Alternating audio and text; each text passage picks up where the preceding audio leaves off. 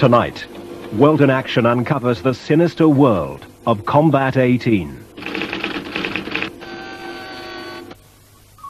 Late last year, people all over England began getting death threats. Some claim to be from the Ku Klux Klan. We have got your location and where you live, and we will be watching you, and we're going to take you out. It's as simple as that. You're nothing but a Jewish slag. You'll be taken out by the Ku Klux Klan.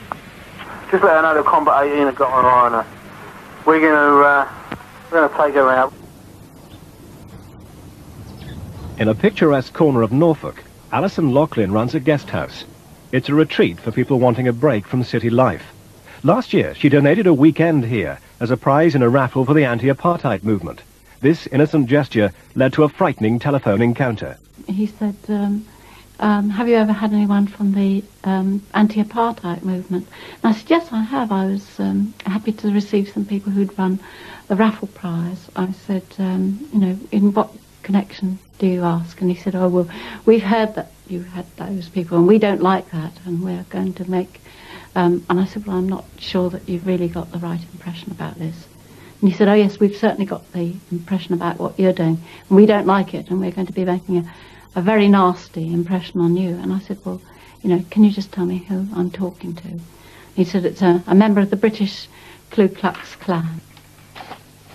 Another victim was Cheshire holiday operator Martin Vasey. Like Alison Loughlin, his generosity had made him a target. We received a call that came on our answer phone one Friday night. A person describing himself as from the British Ku Klux Klan. He said that it had come to his notice that we'd offered a prize to the anti-apartheid movement for a fun run that they were doing down in London. And he said as a result of that, he wasn't very happy about it and the offices would be attacked. We wondered whether it was a bit of a prank, a bit of a joke, but it was true that we had given this prize. So the person obviously knew about that, and we took it seriously enough to contact the local police. I felt distinctly vulnerable, really. I thought, well, is something going to happen immediately? How shall I know? Do I go on trusting people? Do I lift up the phone? Martin Vasey and Alison Loughlin and the many other victims of similar threats had no way of knowing they'd been targeted by an extremist group called Combat 18. Nor did they know it was already engaged in physical attacks on people it saw as its enemies. Combat 18 could be described as an organisation participating in political terrorism, viewed in the context of threats of violence and carrying out that violence. Combat 18 is thought to have about 70 active members. It takes its name from the first and 8th letters of the alphabet, the initials of Adolf Hitler. It believes in organising itself on a cell structure, not a mass political movement, and it believes there is a certain amount of security in following a cell structure, so that infiltration by the police or security organisations is limited to the persons involved in a particular cell.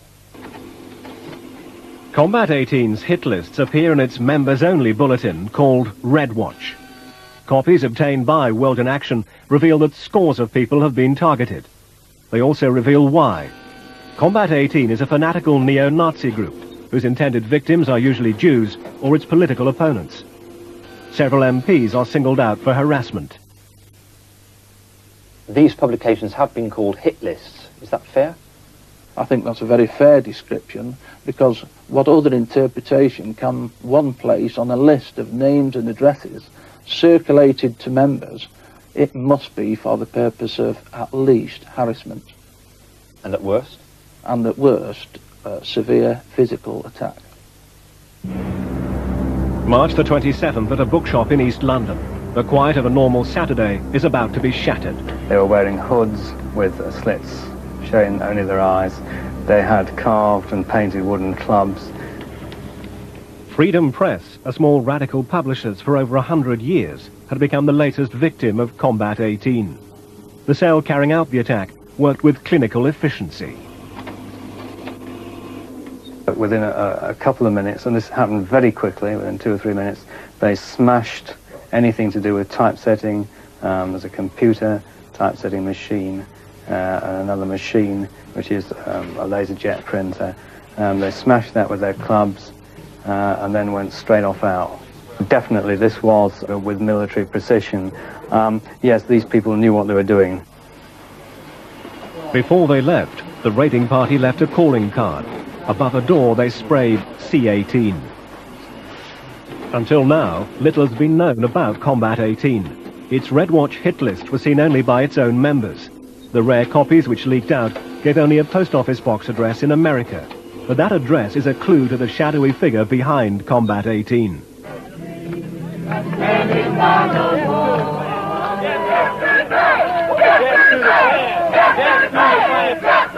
Greensboro, North Carolina in the United States. In November 1979, right-wing fanatics attack a demonstration against the Ku Klux Klan. They produce guns and they open fire. They kill 5 people. It became known as the Greensboro Massacre. Pulling the triggers were members of several Ku Klux Klan and Nazi groups. One of their leaders, though he was not present at the shootings, was a veteran Nazi called Harold Covington. The American address given on C-18's Red Watch hit lists is Covington's own P.O. box in North Carolina. Dixie Press is his publishing company, also based in North Carolina. Red Watch describes how any information about potential targets is to be sent to the Dixie Press address, and our brothers in America will then redirect any correspondence back to our safe address here in England. And in Red Watch, Combat 18 thanks Big H in North Carolina for his help. Tried before an all-white Southern jury, all the Greensboro gunmen were acquitted. But interviewed even as his men stood trial, Covington had no regrets about what had happened. I do not give a happy damn about their human rights or anything else. They got what they deserved. You show no remorse toward the families or the victims? One shouldn't show remorse for stamping on a rattlesnake. And even then, Covington was talking about a new approach for his followers. We've got a whole new plan, a whole new method of operating that we're going to initiate. It's a response to the fact that the government has tried to kill us here 4 times in the past 18 months. And it involves putting the party on a semi-underground status, but it also involves a whole new tactical direction for the movement.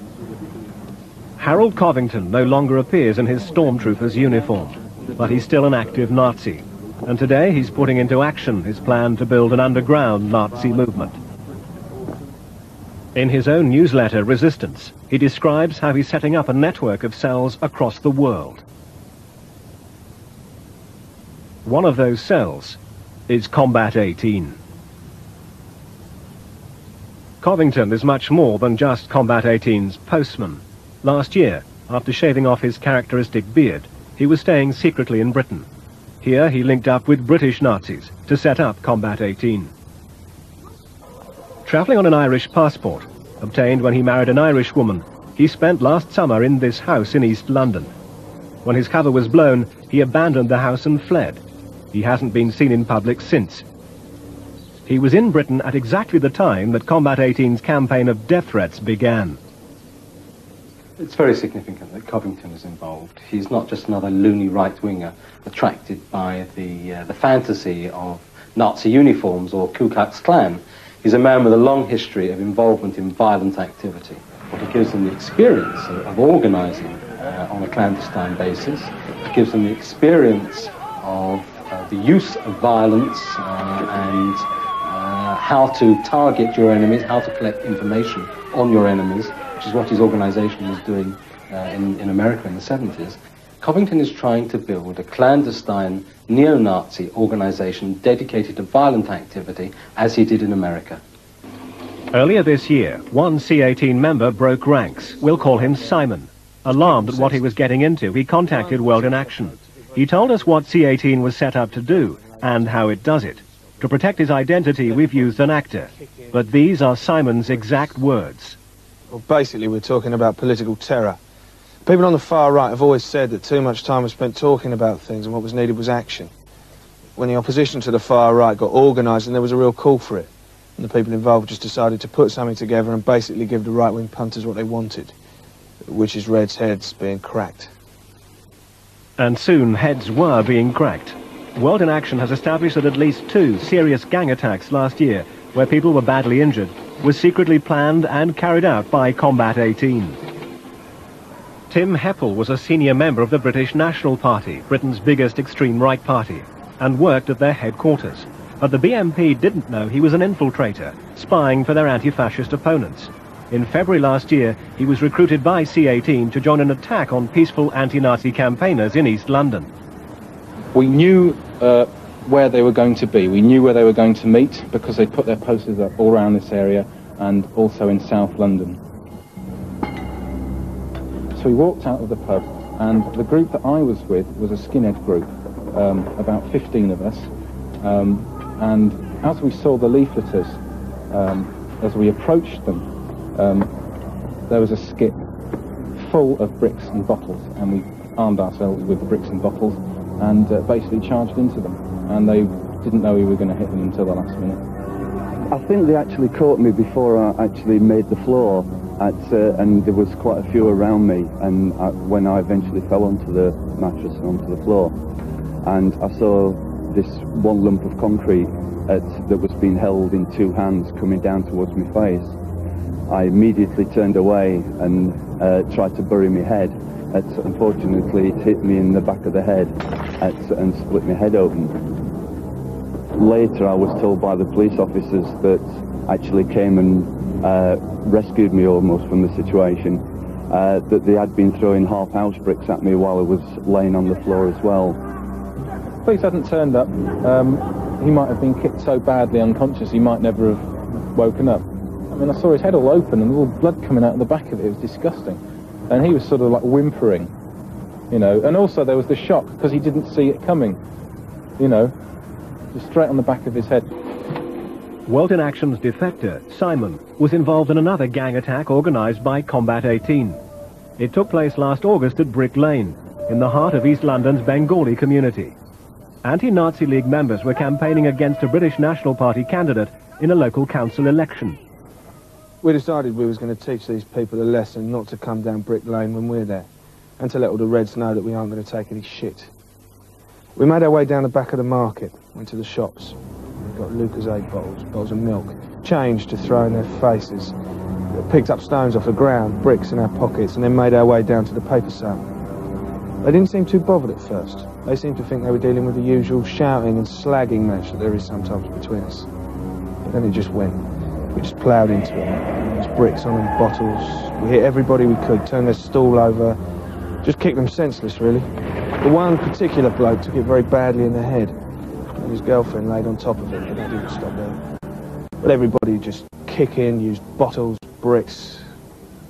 I was struck over the back of the head with an iron bar, and then as I turned, I was smashed over the head with a bottle. I think I must have momentarily lost consciousness then, because the next thing I knew I was lying in the middle of the street, and there was about 5 of them kicking me to the head and to the groin, and there's 2 of them standing on my ankles to prevent me rolling into a fetal position. The locals couldn't believe it, and they've seen a lot of things in Brick Lane. They've seen a lot of violence, but they've never seen anything like that before. Everyone was surprised at the ferocity of the attack. Later, Red Watch, C-18's members-only newsletter, was to boast about this attack. A Combat 18 unit of 10 men and 3 members of the NF set out to confront them. With no police or local package there to help them, the ANL got battered. World in Action has identified the men who run Combat 18. Charlie Sargent from South London is its main organiser. He's a secretive man, and even many of his Combat 18 comrades don't know where he lives. He has criminal convictions for drug smuggling and offensive weapons. Charlie Sargent's known as the Pig. He's a bit of an animal. He loves violence. He's a knife merchant. He loves knives. He'd stab anyone. He'd stab me or anybody he worked with. If you crossed Charlie Sargent or grassed, then Charlie Sargent would have you seen to. And if he was close enough, he'd do it himself. In C-18, he's the main organiser. He gives out orders, recruits people. He's the man. Running C-18 with Sargent is Eddie Wicker, also from South London. He's been involved with extremist groups for many years. Eddie Wicker's a bit different. He's the daddy. He's the one everybody looks up to.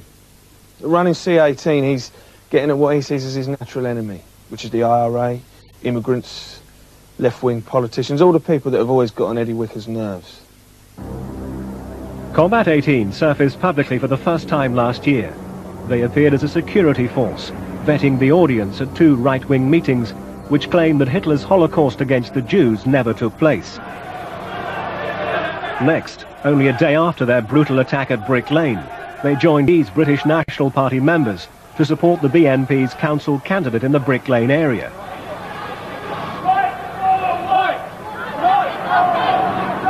But the most shameful episode came in November, at a memorial march for a young Asian boy who'd been murdered in Eltham, South London. His family and friends organised the march to mourn his death. Combat 18 and dozens of other right-wingers came to mock and scream abuse. Keep the march going. Thank you very much. Keep moving, folks.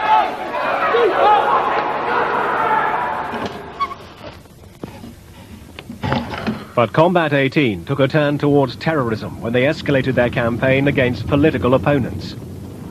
In Birmingham, the Democratic Left, formerly the Communist Party, has a bookshop. Shortly after its address was included in a C-18 Red Watch bulletin, arsonists struck. They'd broken the glass on the side and poured petrol through the mesh. That had ignited the books and literature that were in the window, and unfortunately for us, we understand that somebody had discovered them doing this, and possibly meant that they didn't carry through as much as they were intending on doing. There could have been quite a serious fire, and we are in a building which is a multi-storey building, very considerable size, and there could have been potentially a very major disaster. Also targeted for attack by Combat 18 were the London offices of the communist newspaper, The Morning Star. It was a Saturday night when arsonists poured petrol through the door and set fire to it.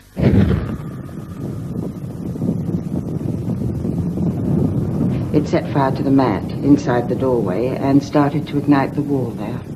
Very fortunately, we had friends of the paper sleeping in the building at the time because we had just suffered a series of robberies. They found it almost immediately, extinguished it, and telephoned the fire brigade and the police. That same night, the word C-18 was spray-painted on the Morning Star building. The Morning Star's own report of the attack was later reproduced in C-18's Red Watch. Alongside the press cutting, they wrote Combat 18. One thing which Combat 18 does not advertise, even in the pages of Red Watch, is its close connection with the Ulster Defence Association, loyalist terrorists in Northern Ireland. All the leadership, the top people, what you might call the generals of C-18, are known UDA members. They're in close contact with the commander of the UDA. They organise and run socials, provide security for visiting loyalists in this country. I've been party to lots of conversations with C-18 leaders in a capacity as C-18 leaders and as UDA men. Combat 18 is involved in a race war and seeks to single out blacks, Afro-Caribbeans, Asians, Irish, Jews. The UDA have the know-how to spread terror if that link is made specific and direct. Last summer, the British government banned the UDA in Northern Ireland. It is actively and primarily engaged in the commission of criminal terrorist acts. In particular, the Ulster Freedom Fighters comprise no more than a cover name for the violent acts of UDA members.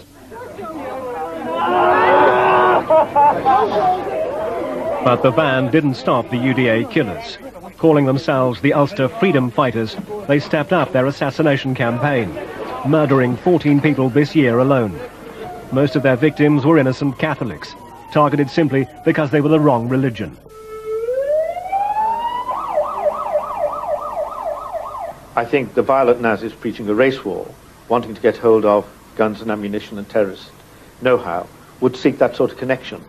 The surprising thing is the UDA tying up with them rather than the neo-Nazi groups tying up with the UDA. The UDA is still legal in England, and there is no evidence to suggest that C-18 members like Charlie Sargent or Eddie Wicker have ever been involved in UDA terrorism, even though the links between the two organisations are close. Eddie Wicker's very secretive. His function is, well, he's the UDA man. I'd say he's a courier between the two. He's a regular visitor to Belfast, and over in Belfast, he's well liked and respected. When you're invited to join C-18, that's it. Then you're no longer doing things at a British National Party or National Front. You're doing things that have the blessing, because of who's running it, of the UDA. World in Action's evidence about Combat 18 is now to be considered by a House of Commons Select Committee. The Home Affairs Select Committee has been concerned over a number of years about racial attacks. What we now have is some evidence of a coordinated attempt to encourage racial attacks, and the Home Affairs Select Committee is going to be very interested in that evidence, and if we find that there is that sort of coordination, we are going to be making some very strong recommendations to the Home Secretary for effective action against it. This is not a political organisation where you might be able to argue one way or the other about the democratic right to engage in the political process. We're talking about a criminal conspiracy, and it's up to the police to take action and prevent them engaging in this sort of activity. Organised in cells, using only an American address, Combat 18 has so far operated in secrecy, until tonight. I'd like to ask you some questions about Combat 18 and the UDA. I don't know what you're talking about. All right? They're piss off out of it. Mr. Sergeant, we're from World in Action. We'd like to ask you some questions about Combat 18, if that's all right. Yeah. We'd like to ask you about these Red Watch bulletins, which you produce. Which Combat 18 produces. You're the leader of Combat 18. They're nothing more than hit lists, really, aren't they? I know. Where are they publishing? They're published in America. Why do you use an American address, Mr. Sergeant? What have you got to hide? What have you got to hide, Mr. Sergeant? Yeah, why? Why do you use an American address? I don't use it. Is it my address? It's not your address. Why don't you use your own address, Mr. Sergeant? Why do you use an American address? You pussy! Now, Mr. Sergeant, please, we're not causing any trouble. Well, yeah, what's he hit me for it? He's not hitting you. You attack on camera. Use an American address. You sell UDA magazines? Yeah, no, I sell LPA magazines. The Loyalist Prisoners Association, right, yeah. Which was set up by the UDA. Well, I don't know who it was set up by. Yes, you do, Mr. Wicker. It was set up by the UDA, and you know it because you're a member of the UDA. Well, what is there a law against that or something? Well, tell us about the arson attack on the Morning Star that Combat 18 carried out. Did you order that attack, Mr. Sergeant? Yeah. Did I? Did I? You did. You just said yes. I said yeah, did I? I did say The attack on Freedom Books the weekend before last, Mr. Sergeant. Did you organise that one? Did I? You tell me. Tell me you do not support the UDA. No, look, there's no comment on that. No comment on it. Because you do support them, in fact. Well, that's beside the point. Whether I support them or not. No, it's an important point whether you support a terrorist organisation. But I don't class them as a terrorist organisation. But you support them. Eh? But you support them. If it come down to it, yeah, I would support them. You would support. Do you like to tell us about your relationship with Covington? Yeah, you pay me. What's your relationship with Harold Covington? You pay me. So there is a relationship. Is it? You pay me, and I'll tell you. What they do is they kill Catholics. Do you support that? There's no comment on it. What about your relationship with the UDA? Would you like to tell us about your relationship with the UDA, Mr. Sergeant? Yeah, what about the UDA? About your relationship with the... Would you like to tell us about it? About the joint activities between C-18 and the UDA? Yeah. Would you like to tell us about... Put it in your head, this one's going to happen. Put it in your head, this one's going to happen.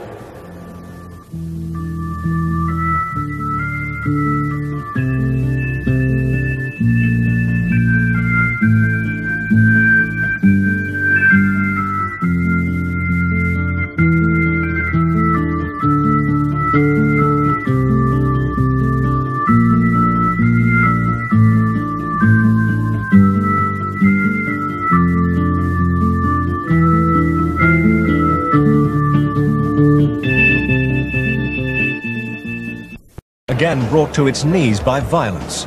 Amongst the thugs, more sinister elements are now at work. The dark forces of racism and fascism. Now they're seeking to take violence from the terraces and turn it on ordinary people.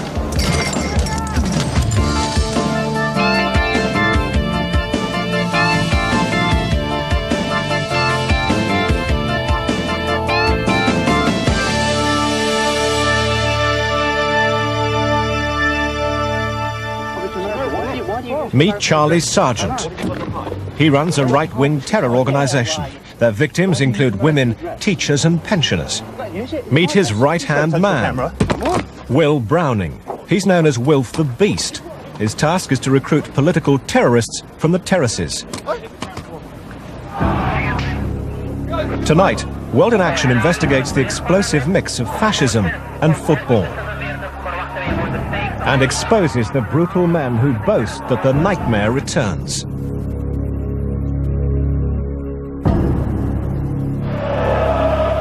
And this is a disgrace.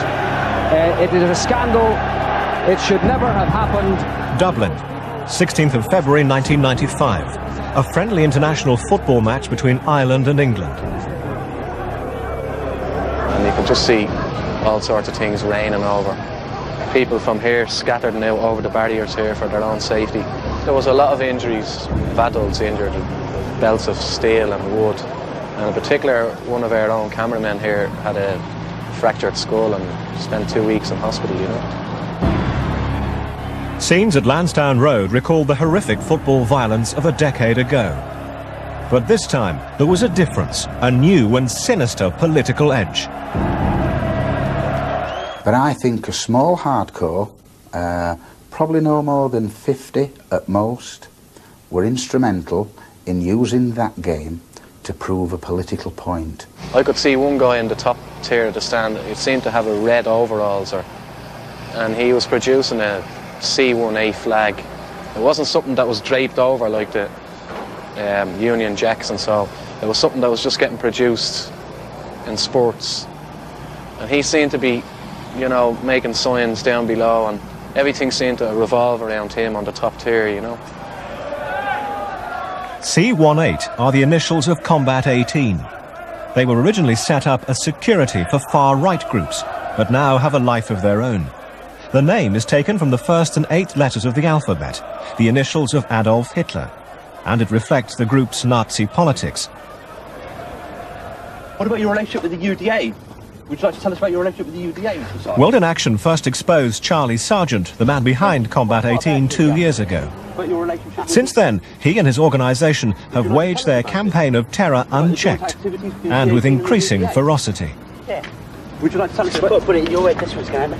Their agenda is racial violence. They attack physically members of the Asian community, the black community, members of the Jewish community. They incite violence through their actions and through their publications. These publications list scores of innocent people as legitimate targets. Phone calls are a favourite method of intimidation. Just let her know that Combat 18 have got on her. We're going to take her out, and we'll be watching you.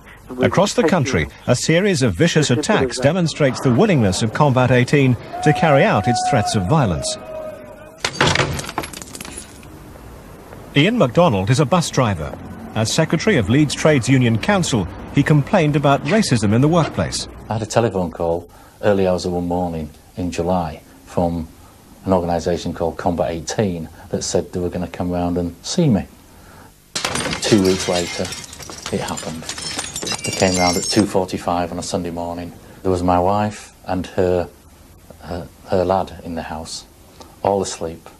I was in the bedroom at the rear of the house. I heard glass smashing, turned a light on. The immediate reaction was one of fear. I went downstairs to find that my patio doors, my back door and side window had been smashed through. A week after the attack, they rang me to ask if I'd learnt my lesson. Like many of Combat 18's victims, Ian MacDonald lives constantly with the threat of further attacks. I'm always vulnerable. I drive buses for a living, which means I'm out driving a bus by myself 5-6 days in the week. I'm always vulnerable to such attacks. But again, I cannot let anyone intimidate me on my principles and my beliefs. The most recent Combat 18 magazine has stepped up the call to terror. It gives details of bomb making and gun training. The hardcore of Combat 18 talk of exterminating Jews and creating a race war. But it's nationalism and a basic call to violence that they use to gain wider support. In the last year, 18 months, they've moved into a more violent mode of conduct, especially through football violence. Their contacts within football clubs are quite extensive, And for them, the promotion of violence at football matches is a way of gaining adherence and strength. Information from inside the shadowy world of Combat 18 is hard to come by. But one of their members, disturbed by their increasingly indiscriminate violence, has broken ranks to talk about their involvement in football. We've used an actor to represent his words. Yeah. We look to football hooligans to recruit. Combat 18 has links with a number of firms. Hooligans are whites, and they're proud of their country just like we are. And we can give them the opportunity of a good off against niggers, IRA supporters and Reds. I think they're more organised, I think they're more cunning, much more devious than they ever were. I think the problem is they probably put their message across better to some of the youngsters who follow football, and certain parts of their politics I can see may well be attractive to some of the younger elements who follow football. The England World Cup qualifying matches in 1993 provided an opportunity for the move into football. During the summer of 1993, Charlie and a few of the C18 inner core met with some of the top boys from a number of crews, like Chelsea, Arsenal, Millwall, Portsmouth and Oxford. We've been able to take some of the top boys from these firms into our other activities. None of this leafleting nonsense, but to deal with our opponents.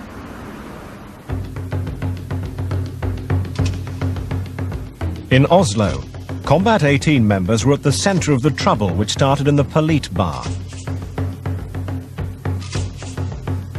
The next game was in Rotterdam, and Combat 18 boasted in their magazine of their success in causing violence. C18 managed to send a 50-strong expeditionary force to Holland, and despite hassle from the Dutch old bill, they still managed to whip up enough trouble wherever they went. C18 football fans can add this to their list of results. Well done, lads. The opportunity for organised violence is not the only thing that attracts hooligans to Combat 18. The one thing we do find that runs through the football scene is the violently anti-Irish feeling. The one chant we hear when England play abroad, when the domestic teams play abroad, is the no surrender to the IRA. Ireland, an anti-IRA, is always good for us, because the leading boys are loyal to their country, and so are sick of seeing our boys being killed by the IRA. There was a pro-Ireland march in London the other year. There were hundreds of us, all the main firms. That's the way Charlie would like us to develop. Combat 18 has always had strong links with loyalist terrorists. They've used this hard man reputation to gain status among football hooligans. We have video evidence of certain well-known football hooligans from around the UK gathering in public houses along the march route, giving the Nazi salute through the windows as the march has gone past. Amongst this gang from the Chelsea headhunters firm are leading members of C18. Last year, they linked up again to launch an attack on an Irish pub in London. Combat 18 boasted of it in their magazine, The Order. A group of 80 nationalist and loyalist Chelsea fans attacked the Old Bell pub in Kilburn Iro, smashing windows and pelting the terrified Troops Out demonstrators inside the pub with bottles and bricks. We were expecting something, you know, because it was in the wind that something might happen, you know. But it did happen. Brick came through the window and the whole glass smashed all over the place. I was watching the door and they burst in. About 6, I'd say. And they said, "Come on, you Irish bastards." And they started firing stools behind the bar. They smashed all the optics. And then I think they were going to start in the customers. Combat 18's efforts over the last 18 months paid off with their biggest success to date in Dublin. The anti-Irish feelings of a large number of hooligans were exploited by Combat 18 organisers. Combat 18 is not an exclusive club, and it's not the sort of thing that you join. I think a lot of people who went to Ireland joined the so-called Combat 18 banner They were there for the day just to prove their political point for that day. So we have to remember that they are a small group, but a small group can do a lot of damage. Their influence is much more widespread, and if they can incite violence through much larger crowds, then they do become a real problem. Lansdowne Road, like every other England international, saw the coming together of scores of different firms from all over the country. Well, your firms are like segregated. You've got your runners, and these are well known through the country. You've got firms like Leicester Baby Squad, Nottingham Forest Executive Crew. They're your slashers. They use weapons and scarcers. They hide behind the police mouth off. Then you've got your cockneys. There's only one firm really, that's Chelsea. Chelsea's firm, the Headhunters, has strong links with Combat 18, stretching back over many years. Some of our top boys were leading faces in a number of crews, particularly the Chelsea Headhunters. Charlie, although an Arsenal fan, used to run with the Chelsea Headhunters in the 80s. You see, he was best mates with Chubby, who was one of the Headhunters' top boys. He was also a London skin, and they were Chelsea. But Combat 18's connections with the Headhunters go deeper than friendship. This season, Chelsea hooligans have again been heavily involved in violence. And for Combat 18, a campaign of intimidation started on the first day of the season when they went down to Chelsea looking for trouble. They soon found it when they came across an anti-Nazi poster in a street near the ground. My neighbours told me that the Chelsea football matches will be starting and that when they do, I'd be wise to take the poster down. She found out why when she was visited by 4 Chelsea Headhunters. One of them was Charlie Sargent's brother, Steve Sargent. I heard a banging on the window and on the front door. I went out in a storm and opened the door, and there was 4 men standing on my doorstep. And they told me that if I didn't take my poster down by that later on that day, then I'd have all my windows done in and I'll be done in as well. Fortunately for Susan O'Rourke, Steve Sargent was arrested before he could carry out his threats. Members of the Chelsea Independent Supporters Association were not so lucky. These Chelsea fans had taken a stand against racism. They're a great bunch of lads. They're all friendly, they all get on with each other. There's never no arguments or disruptions or anything like that. Basically, you couldn't wish for a better bunch of football supporters, you know. But Combat 18 were determined to stamp out the opposition to their racist views. In the Finborough Arms, they launched a savage attack on the independent supporters, an attack which put 4 people in hospital. 5 o'clock, jam solid, absolute jam solid. I can't let anyone in. The next thing, some chappie come out to me and he said to me, I think you better go up to the pool table, Governor. I think there's going to be, you know, a disturbance up there. It was like a tidal wave coming towards me. I mean, it was something that I have never, ever seen in my life before, and I never want to see it again. There were women screaming, kids screaming, glasses, bottles, pool cues, pool balls, tables, chairs, everything just flying all over the place. And all you could hear within the screams and such like was Sieg Heil, Sieg Heil, Sieg Heil. These scumbags really got a taste of white power as they were systematically smashed with tables and cut with beer glasses and basically kicked the signal was given and we left the pub to a chorus of Chelsea C18, Chelsea C18. The man behind this attack was Chelsea Headhunter and Combat 18 member Mark Atkinson. It was not to be his last attack on the Chelsea independent supporters. This season was Chelsea's first in Europe for 23 years. C18 took the opportunity to try and increase support amongst Chelsea's right-wing fans. It's easier to operate abroad. The filth ain't watching us over there. When Chelsea played in the Czech Republic, we took a crew of about 50 out. On the way over, we stopped at a concentration camp and basically just pissed about. They later published the pictures of their visit in their magazine, with an article claiming the atrocities never took place. But it was at Chelsea's game watched by the Czech police, that Combat 18 made its biggest show of strength.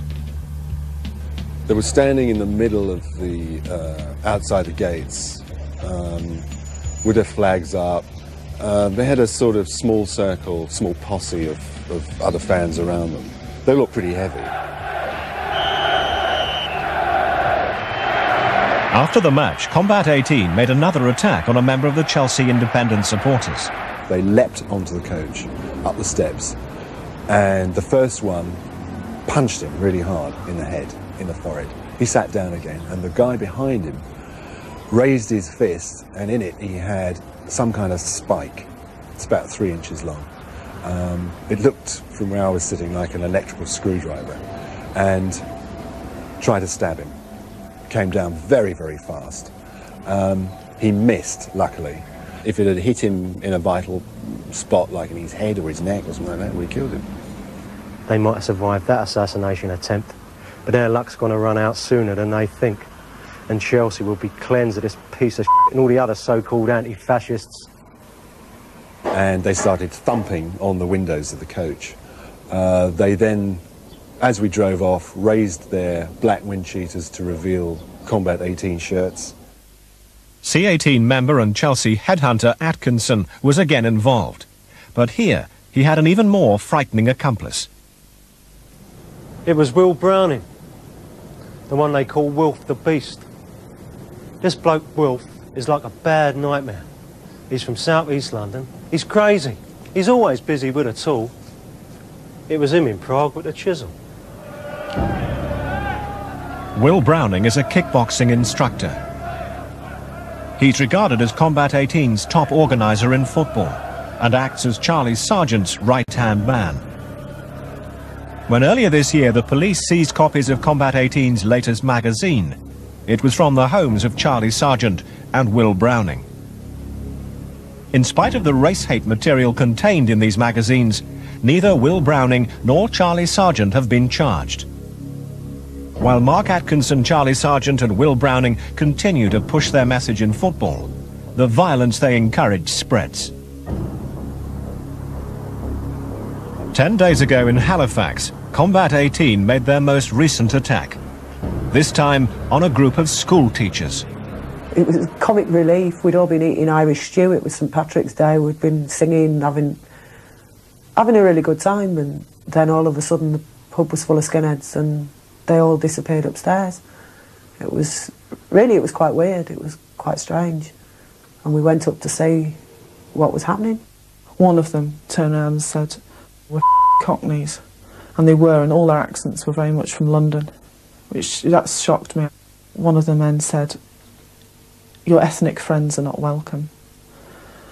To which point things started to get abusive. He started calling my friend a lesbian, to which we laughed, a very nervous laugh, but we did laugh because it sounded so ridiculous. And then one of them said to her, "I bet she's a Jew with that long nose, that big nose of hers."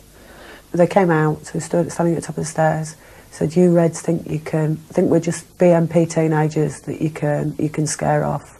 We ain't, we're C18 and you're dead." And then they hit us. A lot of punches landed on my head. I don't really remember what happened. My nose, my mouth, everything was bleeding. My friend jumped in to try and protect me, and basically I heard her nose crunch. It was horrible. I got punched twice in the face. I got a broken nose. I don't remember the second punch. I was stunned. My glasses flew off, and I just remember this blind panic, this absolute panic, as 20 to 25 skinheads punched and kicked 8 of us down a flight of stairs. The teachers had no idea of the identity of their assailants. We asked them both to look at some photographs. Amongst them were pictures of leading members of C18. He was the one who told us he was Cockneys, and he's also the one that told us he was Combat 18. They were very proud of who they were. Oh God, yes. It's him. He's the one that assaulted me.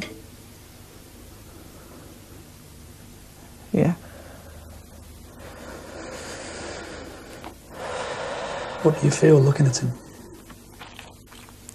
Fear. It brings it all back. I'm shaking now. It brings the pain back. It brings back horrible thoughts, thoughts that I'd never thought I'd experience in my entire life. I never want to experience again. The teachers identified their attackers as Charlie Sargent and Will Browning. Browning is a violent man motivated by racist politics. As a headhunter and as Combat 18's main organiser in football, Browning seeks to exploit violence on the terraces for his own political ends.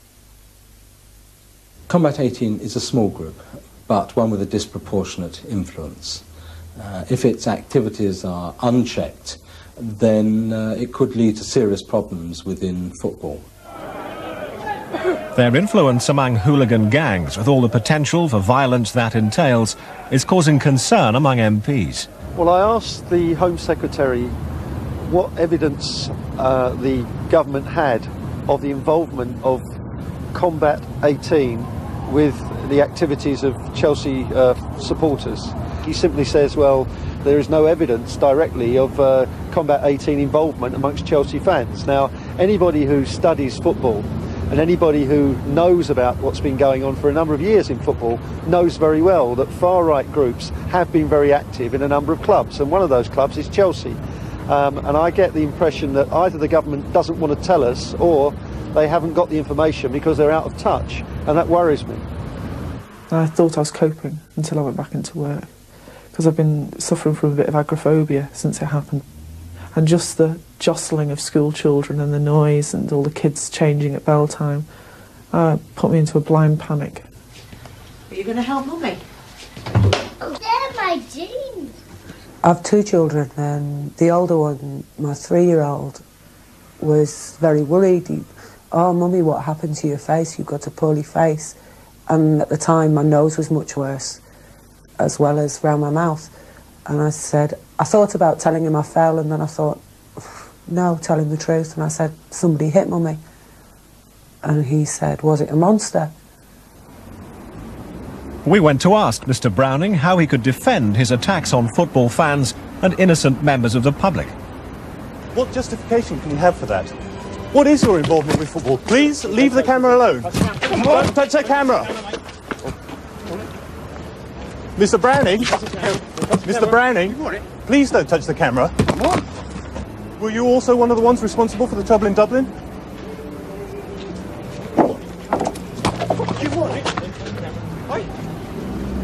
Mr. Browning, please don't hit the camera. Do you think it's right that your magazine that you distribute, Mr. Browning, gloats about the attacks that have been made on innocent supporters? Yeah. Why do you think it's right that it gloats about attacks on innocent supporters, Mr. Browning? George, watch out! The man's got a screwdriver. The Attorney General is considering prosecuting Browning for distribution of race-hate material. Our information on his involvement in the attack in Halifax has been requested by the police.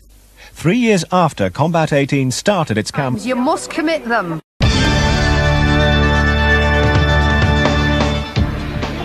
For 5 years, World in Action has investigated Britain's Nazi gangsters.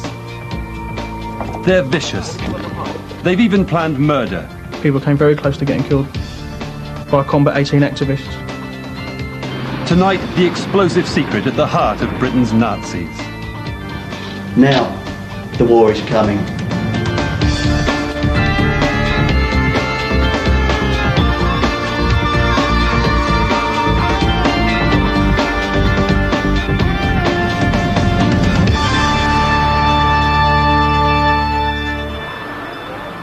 Their deeds are wicked, their image is ugly, and they are driven by ancient hatreds. Thank you very much. Keep moving, folks. For most of the 1990s, a fanatical band of thugs have tried to bring Hitler's ideas to the streets of Britain. They have committed crimes of intimidation, violence, arson, and murder. But they had their uses too. The security services infiltrated them, to find out about even more murderous fanatics in Northern Ireland. Tonight on World in Action, we have evidence that the leader of a gang of Nazi terrorists was a special branch informer. And we show how his work as an informer broke all the rules and left some of the targets of his racist gang unprotected.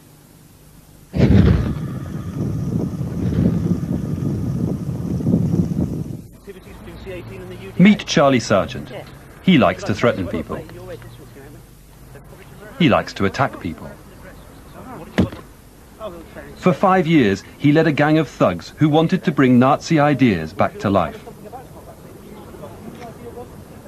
Charlie Sargent's known as the Pig. He's a bit of an animal. He loves violence. He's a knife merchant. He loves knives. He'd stab anyone. He'd stab me or anybody he worked with. If you crossed Charlie Sargent or grasped, then Charlie Sargent would have you seen to. And if he was close enough, he'd do it himself. He gives out orders, recruits people. He's the man. He had the support of quite a few heavyweights in the movement. He used to, like, the fact that he knocked about with them gave him quite a lot of street cred, and people respected that, if not him. The group he led was called Combat 18. Even its name was a homage to evil, the first and 8th letters of the alphabet, the initials of Adolf Hitler. And it was set up for one purpose. Combat 18 had no political agenda. Combat 18 was just to deal with things on a violent level, to pay back time for us. And with a vengeance, Combat 18 set about its business. We have got your location and where you live, and we'll be watching you, and we're going to take you out. Just let her know that Combat 18 have got an eye on her. We're going to take her out. Death threats, hit lists, gang attacks. Combat 18 declared war on its opponents and other races. And then Combat 18 sent out arson squads. It set fire to the mat inside the doorway and started to ignite the wall there. Very fortunately, we had friends of the paper sleeping in the building at the time because we had just suffered a series of robberies. They found it almost immediately, extinguished it, and telephoned the fire brigade and the police. One Combat 18 activist who was involved in these terror attacks has agreed to speak to us if we concealed his identity. Charlie would put up the targets. He'd just come along and say, why don't you do this? Why don't you do that? He'd say they were easy targets and would get lots of publicity for C18. But Charlie was never there. He'd stay well out of it. He'd say he was too high profile as leader to get involved. He just left it to us. People came very close to getting killed by Combat 18 activists at the behest of Charlie Sargent. Combat 18 was a reminder of some of the darkest urges in human nature. Their violence and extreme racism always made them a target for criminal investigation. But the police had another interest in them as well, because Combat 18 had friends in even darker places.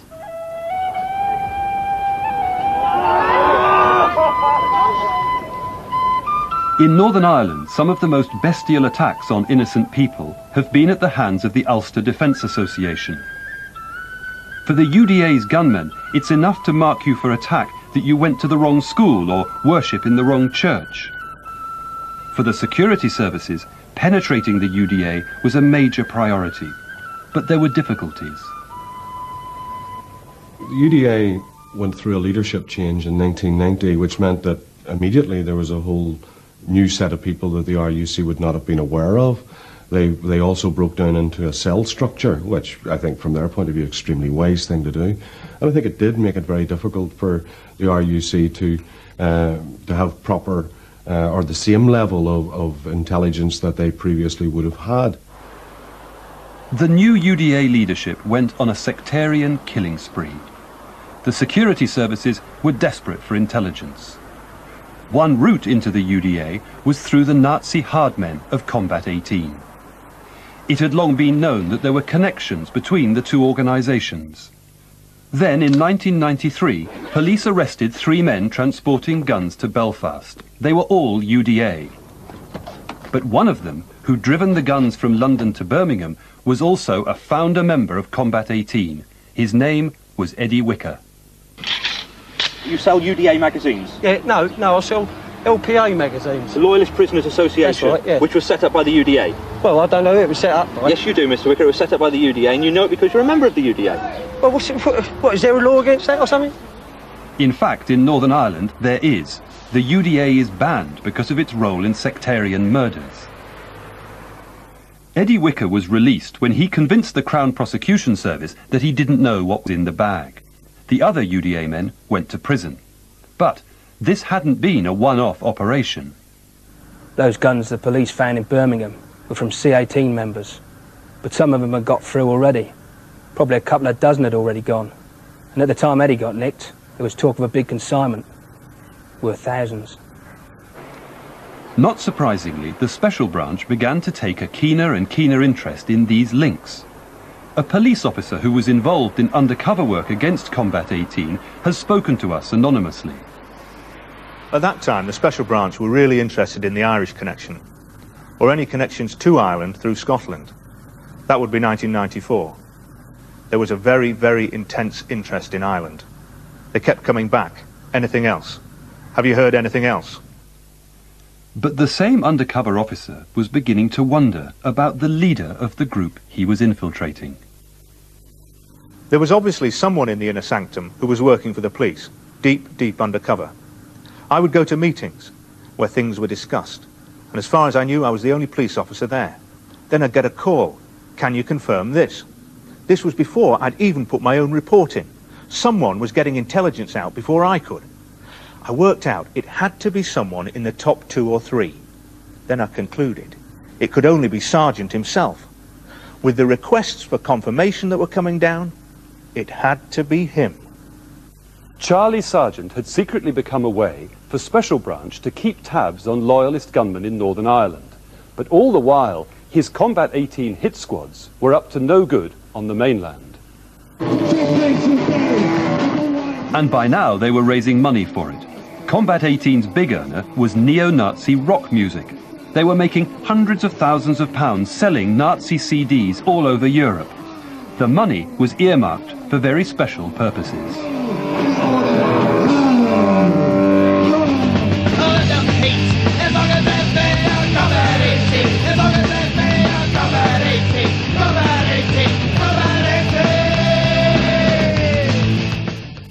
The reason that we've been so quiet lately is that we've been doing a lot of reorganising, mainly in the form of active service units. It takes its name from the first and 8th letters of the alphabet, the initials of Adolf Hitler, Adolf Hitler, Adolf Hitler, Adolf Hitler. And for those of you that have any doubts where the money's gone, it's gone on these. Now, the war is coming. Some of the hardline militants of C18 wanted to take that approach, the hardline approach, and actually get out and do what people have been talking about for years. And what was that? Really get on some of the hardline stuff, real start hurting people, real make people take notice of us, move on to the next level. Sorry, what does that mean, move on to the next level? Up ourselves to a proper terrorist organisation. Combat 18 wanted to make a splash, so they organised a letter bomb campaign against people they regarded as enemies. Some were obscure political opponents, but others were famous people who had done them no harm at all, but who had committed the crime of falling in love with someone from another race. One of their first bombs was addressed to the former swimming champion Sharon Davis. Just 3 months ago, Sharon Davis and her partner, Olympic sprinter Derek Redmond, produced this little chap here, Elliot. She had upset them by marrying black athlete Derek Redmond and having a mixed-race child. It was to show that no matter how public or high profile you were, you could still get whacked. The letter bombs were to show that C18 weren't a bunch of mugs. We'd had it with being a drinking club. It was like drawing a line in the dirt. We've been talking about it all these years. Now we were doing it.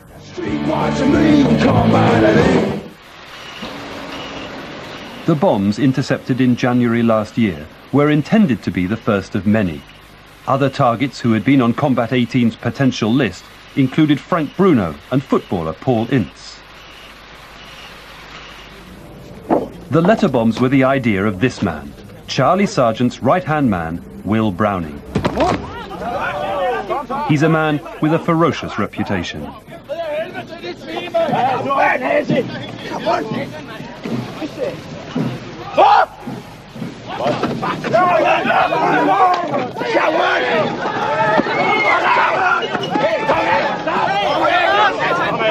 bomb maker was a Danish Combat 18 member and a devoted admirer of Browning. His name was Thomas Nakaber.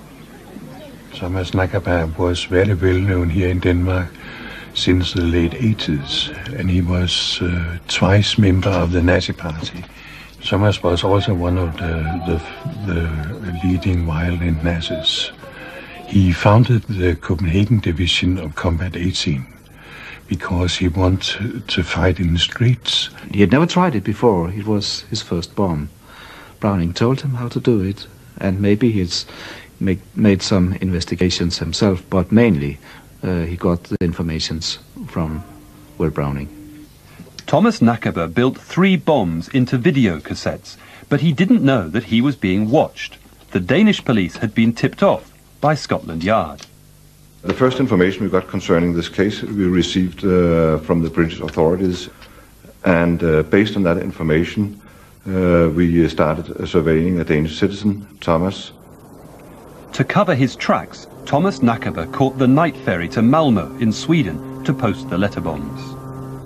And we also followed him to Sweden, where we saw that he put 3 videotapes in a post box, and after having a look at them, it was clear that they did not contain videos, but they contained explosives and detonators. The bombs were intercepted before they harmed anyone, but someone was damaged by this affair. It exposed Charlie Sargent as a police informer. Will Browning was already suspicious of Sargent, so when targets for the letter bombs were discussed, he laid a trap. Sargent was given the wrong names. Targets were selected by an inner council of Combat 18. That council involved Charlie Sargent. Several names were discussed. Names that Sargent was given were not necessarily ones that were to be recipients. Sargent was privy to a list that wasn't the list that was used at the final posting. It wasn't long before Browning's trap was sprung. When the letter bombs were discovered, the story broke in the British papers. They contained names of other people who were supposed to get letter bombs, but these names were from the false list which had been given to Charlie Sargent. At the same time, the post office circulated a warning from the police to sorting offices. It too contained names from the false list given to Charlie Sargent. That was what finally finished Sargent as a Combat 18 member. That was what led to his expulsion. Sargent's list that he was aware of included names that were leaked to the press. Those names, by that stage, had been removed from any list. So what conclusions did C18 draw from that incident about the role of Sargent Charlie must have been working with Special Branch. He must have been. Will Browning now took over the leadership of Combat 18 and expelled Charlie Sargent. But Sargent wasn't going to take it lying down. Charlie Sargent wanted revenge. And some unfinished business gave him his chance. He still had things belonging to Combat 18, and Browning had things of his. A meeting was arranged, and a friend of Browning's, Chris Castle, went to Sargent's house to make the exchange. Browning stayed out of sight. Waiting with Sargent was an old friend and Nazi comrade, Martin Cross. Sargent and Cross expected somebody to turn up on that morning acting on behalf of Will Browning. We knew from another witness who had actually been invited to be present that the plan was to attack whoever turned up to teach Will Browning a lesson. When Chris Castle arrived at Sargent's house, he was set upon. As he tried to flee, he was stabbed in the back by Martin Cross, then chased and beaten by Sargent. He was dead by the time he got to hospital. There is no doubt that Chris Castle was executed on that morning. Sargent's arrest for murder finally confirmed what World in Action has also been told by a senior police officer, that Sargent had friends in high places. When he was arrested, he immediately demanded to be seen by Special Branch officers, and they came. The presence of these Scotland Yard officers at the station didn't go unnoticed. Will Browning was also under arrest at that stage, and when he was interviewed, his solicitor made sure that Special Branch's involvement was recorded. I was told yesterday that there is intelligence about Mr. Browning in relation to this allegation of conspiracy to commit grievous bodily harm. It's also told by an officer that there is Special Branch involvement. I know nothing of this intelligence, and I want to know why there is possible Special Branch involvement in this matter. So, Special Branch officers were there, and at Sargent's request. But it did him no good. He was told that with a murder charge hanging over him, there was nothing they could do. Justice would have to take its course. And it did. Sargent and Cross were convicted and sent to prison for life. Informants have always been vital to the work of the police and the security services. But it has long been recognised that they have to be treated with great caution. So the police have guidelines regulating what they can and cannot do, and these guidelines are very clear. The informant must not be the person who's putting forward the idea of indulging in some criminal activity. He must not be the planner. He should not be the person who's carrying out the action. Your informant, ideally, according to the code of practice, should be someone in a minor role, that is a lesser role, who's not involved in planning or in the actual execution. Charlie Sargent drove a coach and horses through these guidelines. He committed crimes and he incited crimes, and they were serious crimes. Beatings and intimidation and firebombings were all carried out at his behest. The miracle is that only one person died. Running informants is always going to be a dangerous issue, and I think it is quite hard to lay down clear guidelines that cover all cases. But there are some principles, and they are outlined in the Home Office guidelines, that really ought to be followed, and they would appear to have been breached in this case. But it might all have been much, much worse. 3 years ago, Combat 18 was planning a new and serious terrorist campaign, and Charlie Sargent was at the heart of it. It was uncovered when police raided his deputy, Will Browning, in 1995. It was a very significant find that the police made. Combat 18 at that stage were looking for a high-profile target to really put themselves on the map. The police found bomb-making instructions. They found a sniper's manual. And they found that Combat 18 was targeting individuals for attack. Documents showed that at least 19 people had been targeted. 2 were already being watched. One of them was a World in Action journalist, Quentin McDermott. Well, I was one of the journalists who, with other members of the World in Action team, helped to expose Combat 18 originally as a violent terrorist organisation. And indeed, at the end of the first film we made, Charlie Sargent made a threat to shoot one of our journalists. Put it in your way, that's what's going to happen. And so we all came out of that film knowing that there was, if you like, a general threat that there might be attempts at reprisals against us. CIA team carried out a surveillance operation on that gentleman. That gentleman was in severe danger, and had it not been for those raids at that stage, I think that gentleman could well have been killed by Combat 18. We went there several times, watching his movements.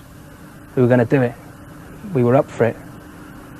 People were planning to wait outside and shoot him through the window, or let him have one as he came out the door.